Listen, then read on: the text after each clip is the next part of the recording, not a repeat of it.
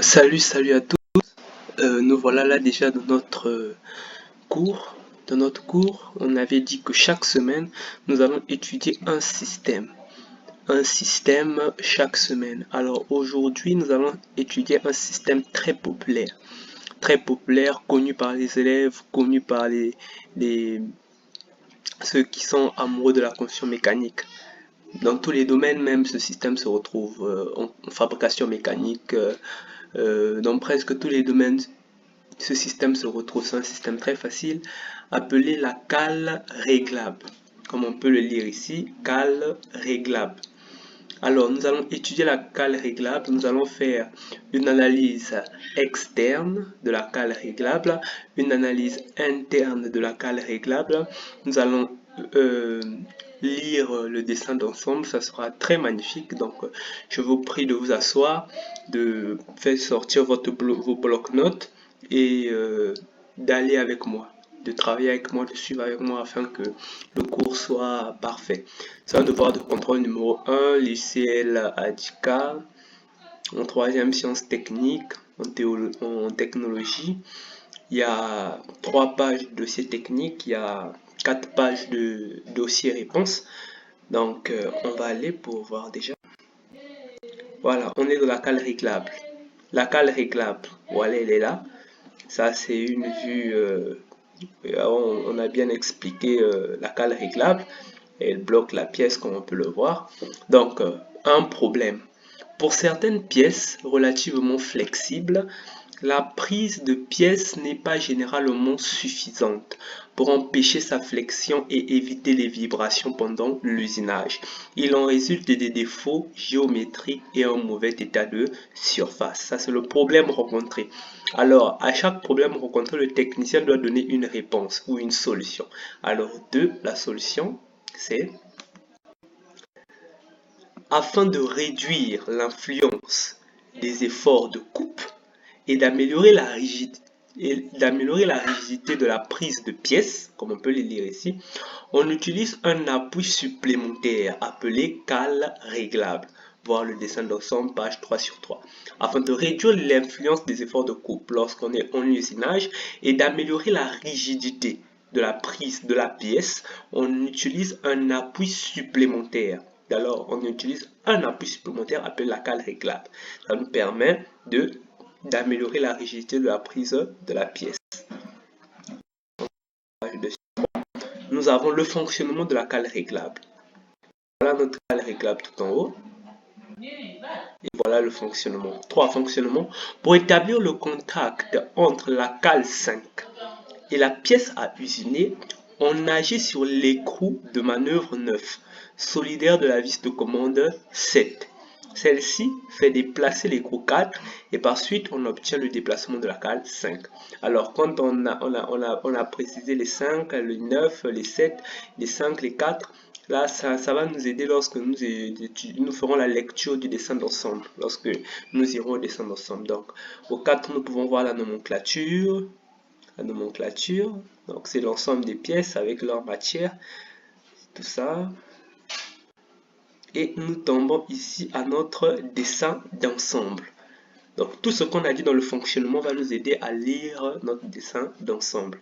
Qu'est-ce qu'on avait dit dans le fonctionnement?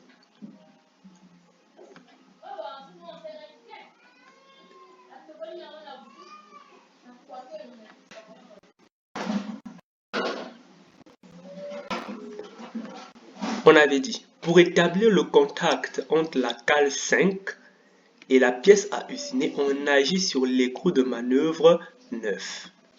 Pour établir le contact entre la cale 5, celle-là, d'accord, et la pièce à usiner, qu'est-ce qu'on dit? Et la pièce à usiner, pour établir le contact entre la cale 5 et la pièce à usiner, on agit sur l'écrou de manœuvre 9, solidaire de la vis de commande 7. On agit sur l'écrou de manœuvre 9 qui est solidaire avec la vis de commande 7. Donc, pour établir le contact entre la cale 5, d'accord, et la pièce à usiner qui va se trouver là, on agit sur l'écrou de manœuvre 9, solidaire avec la vis la vis 7. D'accord? Donc on agit ici sur l'écrou de manœuvre. Donc lorsqu'on va agir ici, l'opérateur va tourner cet écrou de manœuvre. On a fait cette petite usinage pour faciliter le manœuvrage. D'accord? Donc lorsqu'il va tourner cet écrou de manœuvre, puisqu'il est solidaire, la pièce 9, elle est solidaire avec la pièce 7 par, je crois, une goupille ici. Donc, dans son mouvement de rotation, ça va entraîner le mouvement de rotation de la pièce 7. D'accord? Il va ensuite entraîner le déplacement de la cale 5 pour bloquer ou desserrer la pièce. D'accord? Il y a un phénomène ici, là. On étudiera les phénomènes plus tard, des phénomènes de liaison hélicoïdale qu'on peut voir ici. D'accord? Donc, manœuvre 9, solidaire de la vis de commande 7. Celle-ci fait déplacer les coups 4 et par suite on obtient le déplacement de la cale 5. Donc, lorsqu'on tourne sur 9, puisque 9 est solidaire avec 7 grâce à la goupille, je crois, on entraîne alors le déplacement de la cale et de l'écrou 4 qui est monté monté sur 7. Alors l'écrou 4 est monté sur 7, mais lorsque 7 va tourner, 4 ne va pas tourner. 4 va juste coulisser sur 7. Pourquoi? Parce que 4 est monté serré avec 5 et 5 est monté sur 6. Or, sur 6, on peut remarquer qu'il y a une rainure, comme rainure ici, parce que si je regarde dans la vue de gauche, je peux remarquer qu'il y a une rainure ici. Et la pièce qui est en haut, c'est 6. Donc 6 est monté sur cette rainure-là. Plutôt 5 est monté sur cette rainure-là. Et 5, alors 4 est monté serré sur 5. Donc ça ne pourra pas tourner. 4 ne pourra pas tourner, 4 ne pourra que coulisser sur le 7. Donc le 7 va tourner, 4 va coulisser et au même moment que 4 va faire son mouvement de translation, ça va entraîner également 5. 5 aussi va faire son mouvement de translation tout au long de la vis 7. D'accord? Donc voilà le fonctionnement. Voilà comment on a décrit le fonctionnement. Donc on va passer directement à l'analyse fonctionnelle. Donc, l'analyse fonctionnelle, il y a l'analyse fonctionnelle externe et l'analyse fonctionnelle interne. Alors, l'analyse fonctionnelle externe nous aide à trouver les fonctions de service, d'accord? Et quand on ira un peu plus loin, lorsque je ferai le cours de l'analyse fonctionnelle interne avec vous, vous allez voir que l'analyse fonctionnelle interne nous permettra à être en contact avec le marché des clients. D'accord? Toi qui es le concepteur, tu dois avoir une idée également sur ton produit dans le marché du client. Et pour avoir cette idée de ton produit dans le marché du client, il faut l'analyse fonctionnelle interne. D'accord? Ça nous permettra de rédiger également le cahier de charge. D'accord? On fera une rédaction du cahier de charge dans l'analyse fonctionnelle interne. Donc, je vous prie d'assister à ce cours spécial là lorsque je vais lancer le prospect pour ce cours spécial là. Donc, on a l'analyse fonctionnelle externe, donc là on a englobé interne et externe, à compléter le graphe d'interaction ci-dessous en différenciant les fonctions principales des fonctions supplémentaires. Alors, il y a des fonctions principales, il y a également des fonctions supplémentaires. D'accord? Les fonctions supplémentaires sont des fonctions de contrainte, mais il y a des fonctions principales, des fonctions premières qu'on doit retrouver et il y a des fonctions de contrainte. Nous pouvons le lire dans ce tableau tout en bas, compléter la formulation. Ici, ça nous simplifie même déjà. On se rend compte qu'il y a la fonction première et il y a 3 fonctions de contrainte. D'accord? Il y a une fonction première et il y a 3 fonctions de contrainte. Une fonction de contrainte, une fonction de contrainte, une fonction de contrainte. Et je crois que la liaison entre l'utilisateur, la pièce et la cale réglable, ça c'est une fonction première. D'accord? D'accord? On va compléter ici. On va compléter ici. La question qu'on doit se poser, qu'est-ce que quel est le but, ou bien quelle est la fonction globale de la cale réglable? Qu'est-ce que la cale réglable nous permet? C'est la question que tu vas te poser. La cale réglable te permet à quoi? Lorsque tu as la cale réglable, elle te permet à quoi? D'accord? La cale réglable permet à l'opérateur de serrer la pièce qu'il va usiner. Ça, c'est une fonction globale. Donc, lorsque je suis je suis dans un atelier d'usinage, j'ai besoin d'usiner une pièce, je prends une cale réglable, alors la cale réglable va me permettre d'améliorer la rigidité de la prise de pièce, comme on a dit. Donc, d'éliminer des degrés de liberté pour que je puisse usiner facilement ma pièce. Donc, la fonction première, c'est serrer la pièce, si je peux dire. Serrer la pièce, donc serrer la pièce ou immobiliser la pièce, peu importe ce qu'on peut dire. D'accord? Permettre à l'opérateur la prise de la pièce. Donc, on peut écrire ici fonction permettre à l'opérateur la prise de la pièce. Ou encore, peut facilement serrer la pièce, ou encore n'importe quoi. Mais c'est préférable qu'on puisse mettre les deux mots, utilisateur et pièce, à l'intérieur de la fonction globale. Donc, permettre à l'opérateur la prise de la pièce. Tu peux dire ça, c'est la fonction globale. Ou encore, permettre à l'opérateur de serrer la pièce. Ça, c'est la fonction première. Après, il y a les fonctions de contrainte. Donc, les fonctions d'autres fonctions de service que voilà, que la cale réglable fait. Donc, la première fonction de contrainte, ici, là, on a dit être stable sur une table. Être stable sur une table. Alors, être stable sur une table, si on me dit de donner le nom de la relation extérieure qui me permet d'être stable sur, parce que ici, ce sont des relations extérieures à la cale réglable. Ce n'est pas la cale réglable, ce n'est pas les caractéristiques de la cale réglable, mais ce sont ces relations extérieures qui influencent ces fonctions. Parce que ce sont les relations extérieures qui influencent ces fonctions de la cale réglable, comme l'utilisateur, voilà, influence l'utilité de la cale réglable. La cale réglable existe parce que l'utilisateur avait besoin de la prise de pièces. Voilà pourquoi on dit que ce sont des relations extérieures qui influencent l'utilité de la cale réglable. Donc, la fonction de contrainte numéro 1, être stable sur une table.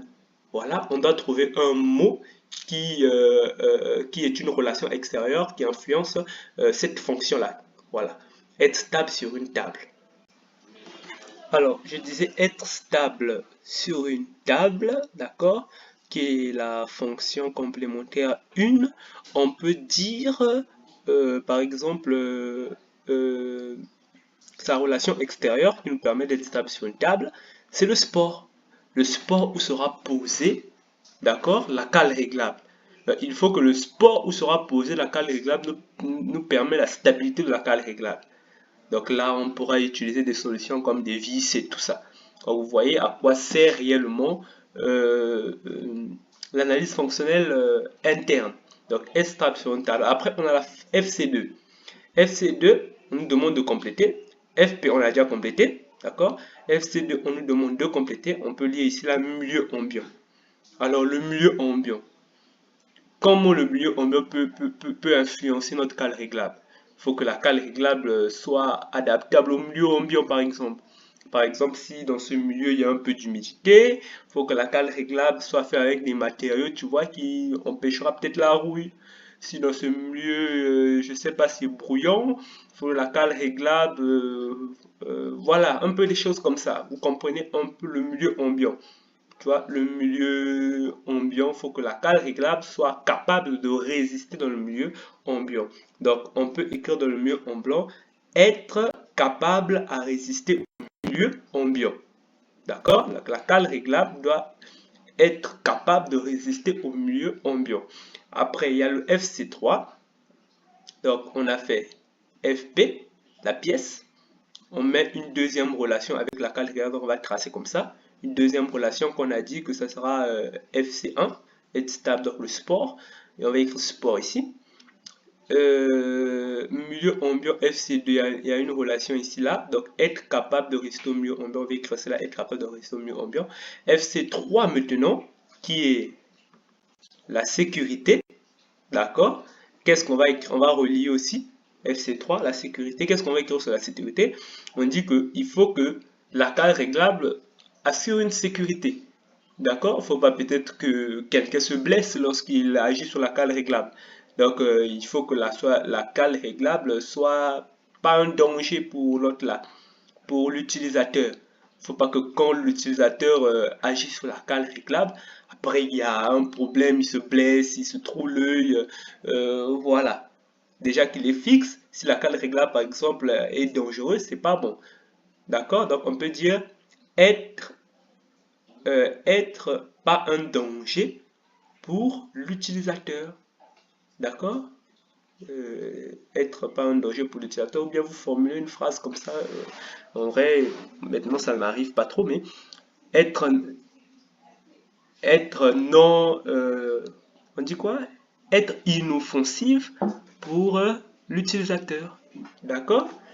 Après ça, on passe à compléter le tri croisé. Le tri croisé ci-dessous. Le tri croisé nous permet également, donc il y a le tri croisé et l'histogramme.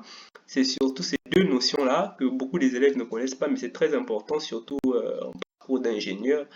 Ceux qui font le parcours d'ingénieur, qui font l'étude du marché, comme je vous ai dit, le tri croisé est très indispensable. Lorsqu'on va rédiger le cahier de charges, je veux expliquer plus en profondeur le tri croisé. Mais là, comprenez juste ce que je veux dire. C'est pas difficile le tri croisé. Donc ici, là, on a des fonctions premières. On connaît notre fonction première, permettre à l'utilisateur la prise de pièces. FC1, on connaît également. On a dit FC1, c'est quoi? Être stable sur une table, on a dit le sport. FC2, on a dit FC2, c'était le milieu ambiant. Donc, être, on a dit quoi au milieu ambiant? Résister au milieu ambiant. D'accord? Après, on avait dit FC3. FC3, être inoffensive à l'opérateur. D'accord? Et maintenant, il y a ce trait croisé. On doit compléter les espaces où c'est vide. Ici, là, c'est une erreur, je crois, parce qu'on a déjà mis FP2. D'accord? Le trait croisé est rempli par les utilisateurs ou par le marché. Donc par les clients, si je peux dire. C'est pas le concepteur qui remplit le trait croisé. Donc en fait, le concepteur va auprès des clients, il propose le produit et il propose les services du produit et il fait des évaluations. Par exemple, il fait une évaluation. Ici sont les évaluations. L'évaluation entre la fonction première et la fonction complémentaire 1, l'évaluation entre la fonction complémentaire 1 et la fonction complémentaire 2, l'évaluation entre la fonction complémentaire 2 et la fonction complémentaire 3, l'évaluation entre la fonction complémentaire 3, ainsi de suite. Donc, il fait des évaluations. D'accord? Là, par exemple, il arrive ici. Il arrive ici. Il dit entre la fonction complémentaire 1, donc, et entre la fonction première plutôt, et la fonction complémentaire 1, il va chez un client, il demande qu'est-ce qui est, plus nécessaire, quelle est la fonction qui est plus nécessaire. Alors le client dit non, la fonction qui est plus nécessaire, c'est la fonction complémentaire et c'est la fonction principale.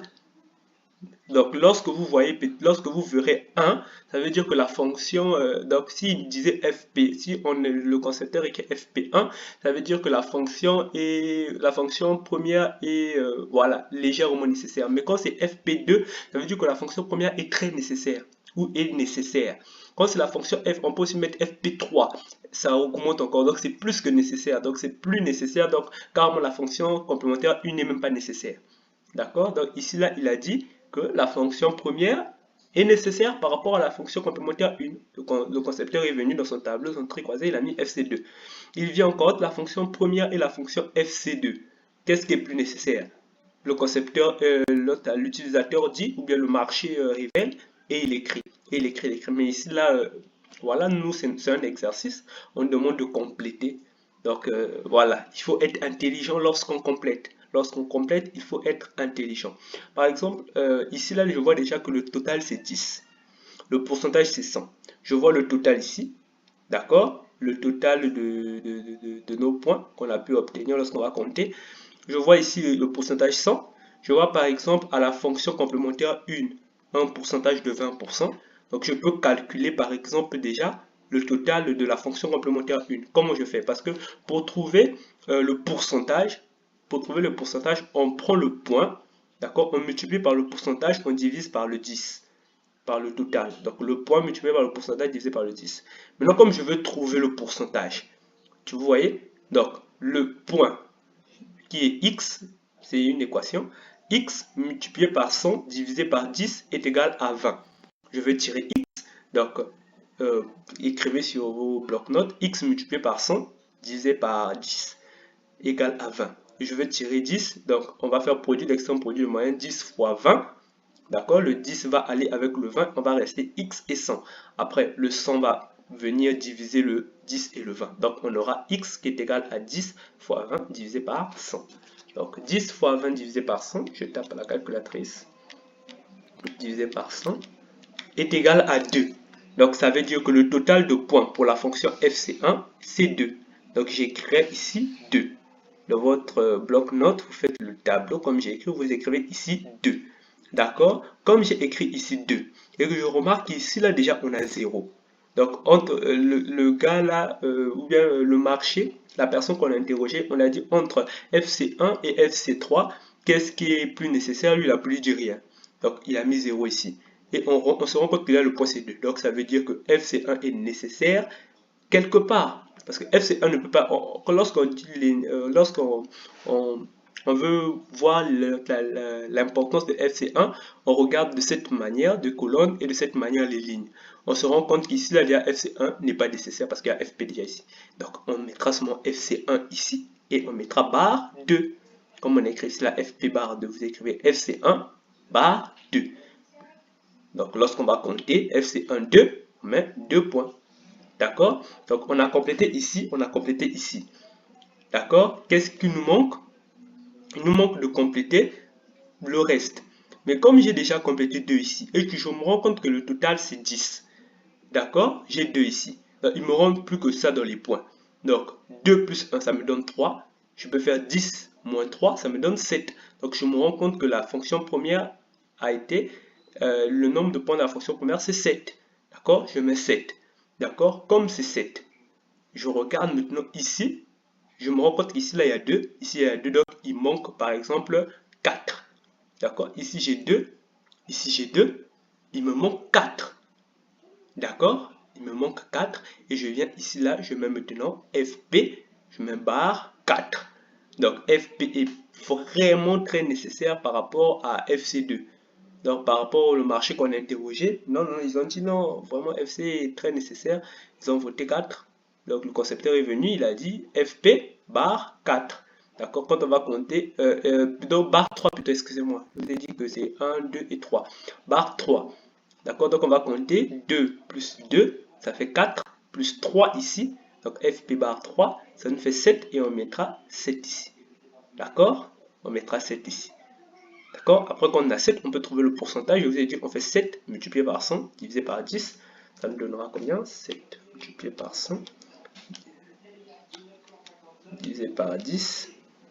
Ça nous donnera 70. D'accord? Donc on mettra ici 70. D'accord? Donc ici, là, on connaît ces 2. Ici, là, c'est FC1 barre 2. Ici, là, c'est 2. Ici, c'est FC barre 3. Ici, là, c'est 7. Il ne manque plus qu'ici. D'accord? On se rend compte que FC2 est égal à 0. D'accord? FC2 est égal à 0, le point. Donc, il n'est même pas dans les lignes, il n'y a pas l'affichage de FC2. Dans les colonnes aussi, il n'y a pas l'affichage de FC2. D'accord? Donc, entre la comparaison FC2 et FC3, comme c'est 0, ici là, on mettra FC3, puisque on se rend compte que FC3 est 1 ici. Donc, dans une colonne, on mettra FC3 barre 1. D'accord? Et comme c'est 1, on calcule aussi le pourcentage. 1 fois 100 divisé par 10, je crois que ça nous donnera 10%. Ici, ça nous donnera 0. Ici, ça nous donnera 70. Et là, on a complété tout le tableau du tri croisé. Après, on viendra compléter l'histogramme. L'histogramme aussi, c'est pas dur, des fonctions de service. Tu mettras les fonctions ici. Donc, tu auras ton FP, fonction première. Après, tu auras ta fonction complémentaire U, ta fonction complémentaire 2, fonction complémentaire 3. Et ici, là, tu auras maintenant le pourcentage. D'accord? Tu mettras le pourcentage. Tu peux mettre par exemple, voilà, c'est jusqu'à 100. Jusqu'à 100. Moi, je peux mettre par exemple 20, 40, 60, 80 et 100. D'accord? Peu importe comment tu numérotes ça. C'est juste un histogramme qui nous permettra de voir les variations. D'accord? Et on va se rendre compte, c'est par rapport au pourcentage. On va se rendre compte que la fonction première est à 70. Donc FP va monter, tu vas monter jusqu'à 70. Je disais que tu feras par rapport à ton notation que tu as mis ici là, de 20, de 40%, de 60, de 80, de 100, tu mettras un rectangle qui déterminera le FP, mais tu le feras monter jusqu'à 70. Donc ça fera un rectangle comme ça, jusqu'à 70. Après, tu mettras FC1 qui lui va monter jusqu'à 20. Alors, FC1, il va monter jusqu'à 20. Après, il va venir coller la ligne de FP. Après, tu mettras un autre rectangle pour FC3. Lui, il va monter. Et plutôt pour FC2 d'abord. FC1 va monter jusqu'à 20. FC2, lui, va monter jusqu'à 0. Donc, il sera sur mon bas là. D'accord? Lui, il sera sur mon bas, il va pas monter. Après, tu mettras maintenant FC3, lui, qui va monter jusqu'à 10. Donc, il va monter légèrement. Il va faire ça. Après, il va faire ça. D'accord? Ça nous permettra de connaître quelles sont les fonctions qui sont les plus importantes afin que ça nous permettra de tenir compte de ces fonctions pour réaliser. Tu vois, pour tenir compte de ces fonctions, le concepteur va tenir compte de ces fonctions pour réaliser maintenant sa cale réglable. D'accord? Lorsqu'il va réaliser sa cale réglable, il va concevoir sa cale réglable, les systèmes et toutes ces choses-là, il va tenir compte du marché du client, donc de ce que les clients ont dit. D'accord? On va se rendre compte que les fonctions FP et FC1 sont plus importantes que les fonctions FC2 et FC3. FC2 et FC3 ne sont pas très importantes, mais FP et FC1 sont plus importantes. Il va plus marteler là-dessus. Il va essayer de trouver plus de solutions lors de sa conception de sa cale réglable qui va satisfaire voilà, le marché du client dans ce domaine-là. Après, on ira sur la lecture du dessin d'ensemble. Alors, on dit donner la fonction de chaque élément dans le diagramme suivant. Donc ici, on écrira la fonction de chaque élément, l'écrou de manœuvre. Quelle est la fonction de l'écrou de manœuvre? On repart dans notre dessin d'ensemble pour connaître la fonction de l'écrou de manœuvre.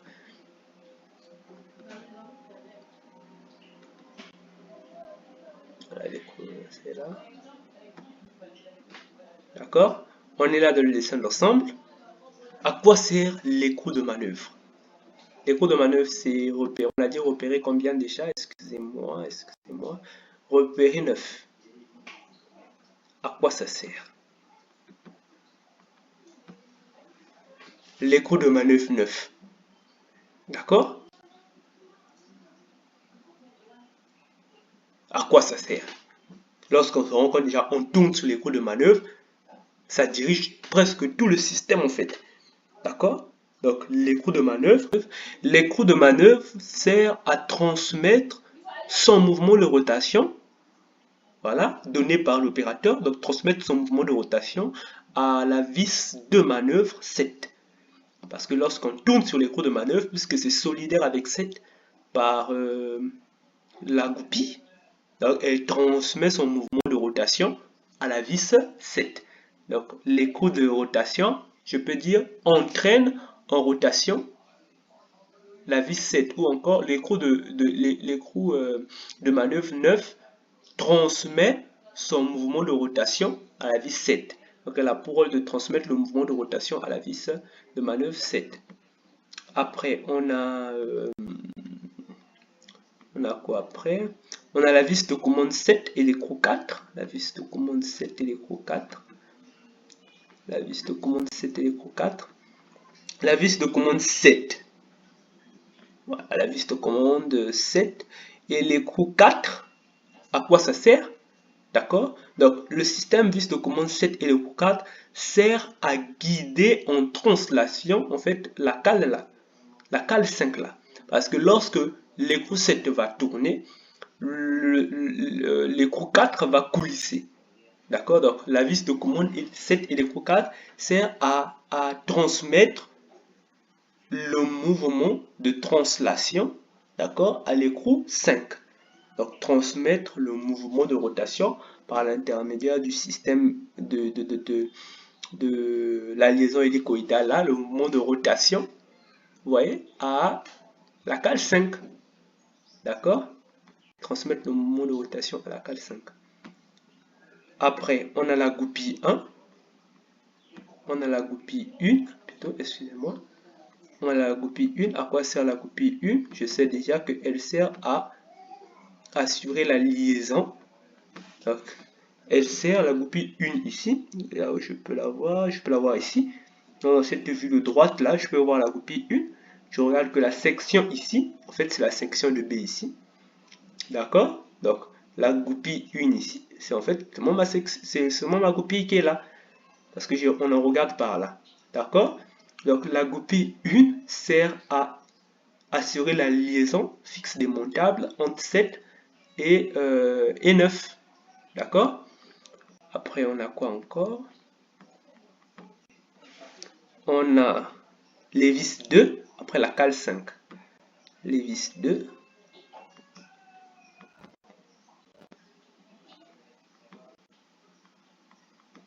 Les vis 2. Les vis 2. On se rend compte que ce sont les vis qui sont ici. Ouais, donc ce sont les vis là. Lorsque je regarde, lorsque je fais la projection là, sur ma vue de face, ce sont les vis là. Donc les vis 2 sert à créer une liaison fixe démontable entre 8 et 6. Donc entre la pièce 8 et la pièce 6, vous allez voir leur nom dans la nomenclature, elle sert à créer une liaison fixe démontable.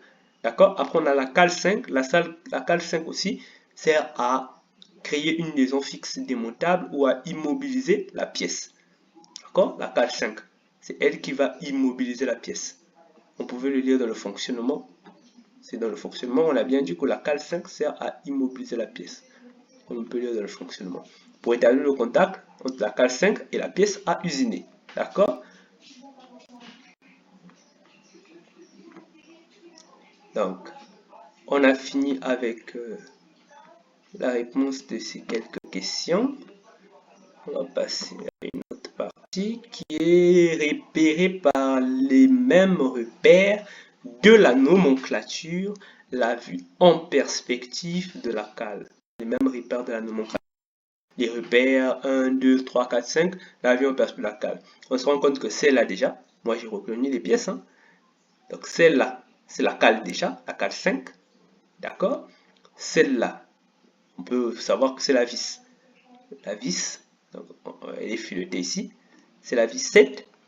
Ici, on peut déjà savoir c'est le cours de manœuvre. Donc je vous ai dit que l'usinage réalisé ici, là, c'est le moletage, d'accord? Qui permet juste le manœuvrage de la vis, de l'écrou de manœuvre là. Ici, c'est le cours de manœuvre déjà, qui est neuf. Ici, c'est la pièce. Attendez, je vais voir. J'ai oublié moi aussi. C'est la pièce. C'est la pièce. La pièce 8. Ici, on a la pièce 6. D'accord? Pièce 8, on a la pièce 6. Donc, je disais. Donc, ici, c'est la pièce 8. Ça, c'est la pièce 8. Ça, c'est la pièce 6. Après, les vis là, on a dit que ce sont les vis 2. D'accord? C'est tout. On a repéré, tu écris juste, vous écrivez juste dans les cercles là, le repère, c'est tout. Après, on dit identifier les formes sur la pièce suivante. Les formes. D'accord? Le nom de la forme. Forme sur la cale 8 où loge la tête de l'élément 2. On peut même regarder même dans la perspective, ça n'a pas de problème. Forme sur la cale, forme sur la cale 8 où loge la tête de l'élément de 2. Pour la tête de la vis 2, on peut voir que c'est un lamage. D'accord? Vous écrivez ici lamage. Il y a forme sur la semelle 6. D'accord? Cette semelle là en bas, permettant son assemblage permettant son assemblage avec la vis de manœuvre 7. Permettant son assemblage avec la vis de manœuvre 7. Avec la vis de manœuvre 7, quelle est la forme sur la semelle 6? Attendez, on va bien voir dans ça parce que je me demande bien qu'est-ce qu'est la forme. La forme sur 6 permettant son assemblage avec la vis de manœuvre 7. C'est ça, c'est ce qu'on a dit?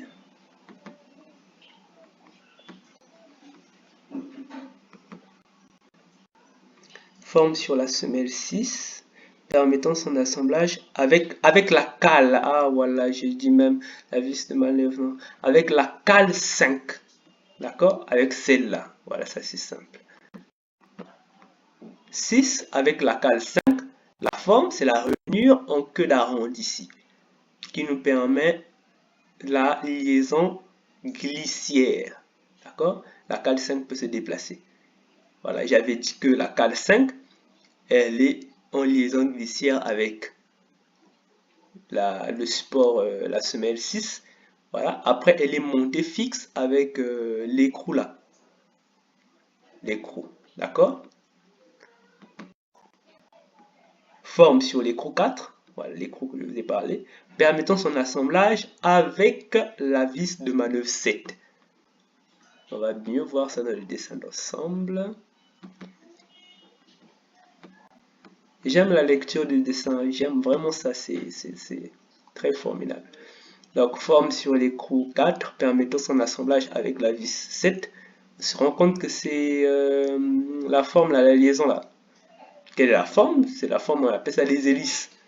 Hélice sur la vis de manœuvre 7, ou filetage sur la vis de manœuvre 7, et taraudage sur l'écrou 4. C'est ça les formes.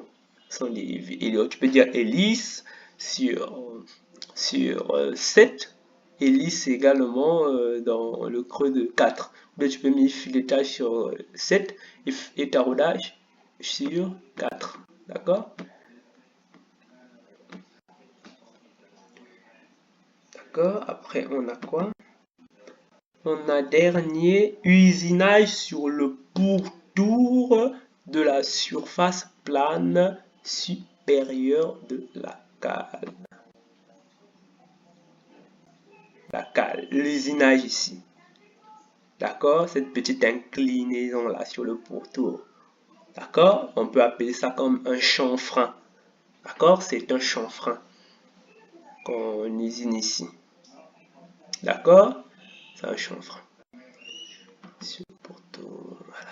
Après, on a 4. Relier chaque pièce avec la matière qui lui convient, puis expliquer la désignation de la matière d'après la nomenclature. Donc chaque pièce avec la matière qui lui convient. Écrou de manœuvre, goupille, écrou. D'accord? Vous pouvez plutôt facilement connaître, relier déjà avec la matière qui lui convient depuis le dessin d'ensemble grâce aux hachures dues à la coupe, mais vous pouvez aussi repartir directement à la nomenclature. Je ne veux pas des problèmes. Je repars directement à la nomenclature. D'accord? C'est quoi déjà que je dois relier? On m'a dit que c'est la vis, l'écrou de manœuvre 9, la goupille 1 et l'écrou 4. Avec quelle matière on les a réalisés? On les a réalisés. L'écrou de manœuvre 9. Je peux les remarquer l'écrou de manœuvre 9 et voilà. G, J, M, voilà.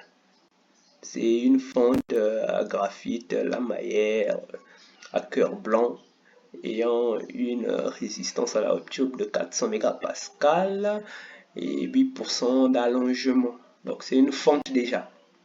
D'accord? C'est une fonte.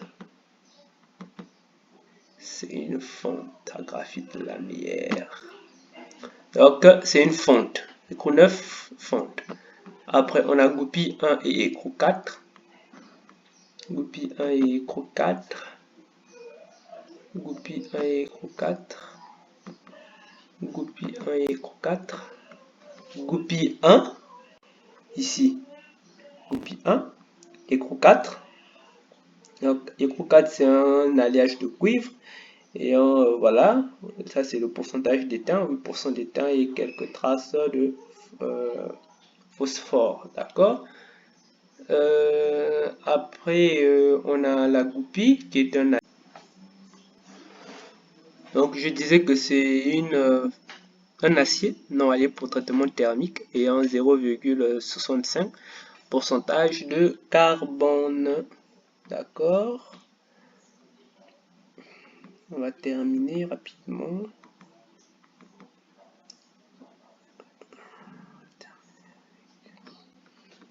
Donc, après ça, on a expliqué le rôle des mouletages. Je vous ai parlé de ça sur l'écrou de manœuvre 9. D'accord. Donc, le moletage là sur l'écrou de manœuvre 9, c'est juste pour nous permettre quoi? Le manœuvrage. Le moletage sur 9, c'est nous permettre le manœuvrage avec les mains de l'opérateur. D'accord. Pour ne pas que ça glisse, on effectue voilà, un usinage appelé le moletage. D'accord. Voilà, voilà, c'est ça. Donc, après, on a le schéma cinématique. Chercher les classes d'équivalence des pièces cinématiques liées. Classe d'équivalence des pièces cinématiques liées. On vous a dit rouge pour le A, vert pour le B, C, c'est le bleu. La pièce 4 est montée serrée avec la semelle. Je vous avais parlé de ça, montée serrée. Ça, c'est chercher les classes. Après, colorier les différentes classes d'équivalence sur le dessin de l'ensemble. Je n'ai pas de coloriage, mais vous pouvez colorier. Voilà, vous pouvez colorier. De cette technique, compléter le graphe de liaison. Donc, on commence par rechercher les classes d'équivalence. Donc, on a A. A contient 6. On va rechercher d'abord A. On vient ici. A, il y a 6. Donc, si c'est là, si c'est où? Si c'est là, tout ce qui est lié avec 6. On se rend compte que ce qui est lié avec 6, on a 8, d'accord? On a 2, 2 également lié, donc 8, c'est 2. Bon, comme on dit pas les éléments d'assemblage, d'accord? On dit, on recherche une classe d'équivalence, c'est un ensemble de pièces liées entre eux par des éléments d'assemblage. Donc, on prend en compte les pièces liées entre eux, mais on ne prend pas en compte les éléments d'assemblage. Donc, on a 6, on a 8, d'accord? 6, 8. Mais si on devait prendre les éléments d'assemblage, on devait prendre aussi 2. 6, 8, 2. Qu'est-ce qu'on peut encore dire? C'est tout. 6, 8. C'est tout ce qui est fixe. Le reste, ça par exemple, c'est pas fixe. 7 tourne par rapport à 8. Donc c'est pas fixe. Ça c'est fixe, ça c'est fixe, ça c'est fixe. D'accord? 6, 8, 2. Voilà, les classes d'équivalence 6, 8, 2. Après B, il y a déjà 7 dans B, donc on vient voir ici. B, 7. Qu'est-ce qui est lié avec 7? 4 n'est pas lié parce que ça tourne par rapport à 4. Donc 7, il y a la copie. Et il y a la vis et les coups de manœuvre 9. Donc on peut prendre 7, 9. Et si on nous demande de prendre la copie, 1. D'accord. 7, 9, 1. Encore. Il y a 5. 5, 5, 5, 5. 5. 5 qui est là. D'accord. Qui est la cale. Elle est liée, serrée, je vous ai dit montée serrée avec 4, donc 5, 4. Et quoi encore? C'est tout, 5, 4. 5, 4, c'est tout. Et là, comme ça, on a pris toutes les pièces. D'accord, 5, 4. Mais je crois que je n'ai rien manqué. Après, tu coloris. Toi qui as des crayons de couleur chez toi, tu coloris. Après, compléter le graphe des liaisons. Donc, il y aura 3 liaisons. Il y a la liaison A, il y a la liaison B, il y a la liaison C. Tu mettras A ici, tu mettras B ici, tu mettras C ici. Après, tu traceras maintenant des droites comme ça qui reliera les trois classes d'équivalence. Après, entre, par exemple, si j'ai A ici, j'ai B ici, j'ai C ici. Entre A et B, qu'est-ce qui relie A et B? On sait que A, c'est 6 et le reste, B, c'est 7 et le reste, qu'est-ce qui relie A et B? On va voir ça. A et B. A et B. A, on m'a dit c'est 6. A c'est 6. B c'est 7. Qu'est-ce qui relie A et B? On rencontre que 6 parce que 6 est relié avec 8. Donc 6 c'est 8. Donc c'est tout ça. Et 7 c'est ça. Qu'est-ce qui relie? C'est dans cette partie-ci. Et c'est quelle liaison ici? C'est une liaison pivot. Parce que 7 tourne par rapport à 8. Liaison pivot. Donc tu écriras juste LP. D'accord? Tu écriras juste LP. Entre A et B, tu écriras LP. Si on te dit A et B, LP. On te dit A et C. 6 et 5. A et C. Excusez-moi. A et C. 6 et 5. A et C. Qu'est-ce qui relie? C'est ici. Parce que 5, c'est la cale. Elle a une liaison ici, là que je vous ai dit. Cette liaison ici, grâce à la réunion que la rende, c'est une liaison glissière. D'accord? Donc A et C, une liaison glissière LG. Après, on a B et C, 7 et 5. Les premiers chiffres. B et C, 7 et 5. 7 et 5. Qu'est-ce qui lie? C'est ici, à partir de l'écho, liaison hélicoïdale, LH. Hélicoïdale, c'est créé grâce au filetage de l'arbre et au de l'allétage. D'accord. Après, on part à remplir le tableau des liaisons. D'accord. Les liaisons. Ici. Tu remplis les liaisons. Voilà. Comme on n'a pas donné les liaisons, toi, tu prendras juste les classes d'équivalence. Là, tu mettras par exemple A et B. Tu mettras ici A et C. Tu mettras ici B et C. D'accord. Type de la liaison A et B. Qu'est-ce qu'on a dit? Tu mettras ici le type. D'accord. Entre A et B. Entre A et B. Entre A et B. A, on a dit A c'est ça, B c'est ça, liaison pivot. Donc tu mettras non liaison pivot. D'accord? Liaison pivot. Et la liaison pivot en question, elle est horizontale. Alors, lorsque tu vas dessiner ta liaison pivot, tu vas dessiner la trace du bas. D'accord? Tu mettras deux traces en haut, deux traces en bas. Tu vas bloquer ici. Tu bloqueras ici. J'espère que tout le monde connaît le symbole de la liaison pivot. Une trace au milieu, une trace en haut, une trace en bas. Tu bloques comme ça, tu bloques comme ça. Tu mets un petit trait en haut. C'est la liaison pivot. Comme elle est horizontale, c'est bien. Ça, c'est le symbole. D'accord? Après, tu as le modèle cinématique, le modèle statique. D'accord? Après, tu as la deuxième case. Donc, ici, on a mis A et B. Tu as A et C. On a dit A et C, c'est une liaison glissière, je crois, liaison glissière. Donc, tu mettras ici le type de liaison, le symbole et tout. Le symbole de la liaison glissière, c'est juste un trait comme ça, une case, comme c'est toujours horizontal, et un autre trait qui sort comme ça. C'est la liaison glissière. Après, tu mettras la liaison entre B et C.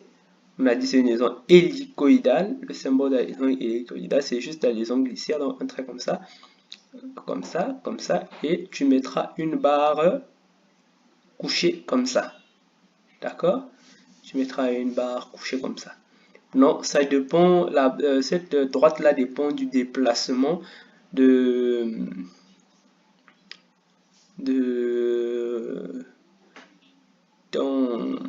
déplacement de, on appelle ça comment, d'une pièce par rapport à l'autre. D'accord? Comme elle se déplace de deux sens. Donc tu mettras comme ça et voilà, tu peux choisir soit comme ça, tu mets la droite penchée, soit comme ça, ou tu mets la droite penchée de cette manière. D'accord? On finit, on vient dans le modèle cinématique. Le modèle cinématique aussi c'est pareil, hein? C'est juste des symboles. Le symbole, le modèle cinématique, mais c'est aussi juste le symbole. D'accord? Après, on vient ici compléter le schéma cinématique de la cale réglable. Tu complètes le schéma cinématique de la cale réglable. Tu as A ici. D'accord? A qui est la pièce, qui est la semelle. 8, je crois. Et cette pièce ici, là, je crois, c'est la cale là qui est. Quel nom déjà? 6, je crois. Donc, ça, c'est le A. Voilà. La relation qui nous lie le A et le C. D'accord? le A et le C qui est la cale, la deuxième cale, la cale 5, la relation qui nous lie cela, c'est le glissière. Donc, tu mettras juste le modèle schématique, glissière. Ici, c'est l'hélicoïdal qui nous lie le B et le C. L'hélicoïdal, tu mettras la forme de l'hélicoïdal avec la trace au milieu. Et ici, tu mettras le pivot. Et tu as fini ton schéma cinématique. Voilà, on est à la fin de notre lecture ou de notre système. Donc j'espère que ce système vous a plu.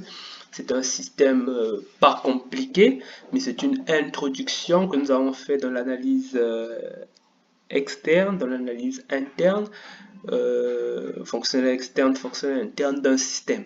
J'espère que vous avez compris. J'ai pris la peine, c'est une très longue vidéo, mais j'ai pris la peine de décortiquer pas à pas pour que chaque personne se retrouve, même le plus débutant qui se retrouve. Donc, je vous souhaite bonne journée et bonne fin de journée et on se retrouve à très bientôt.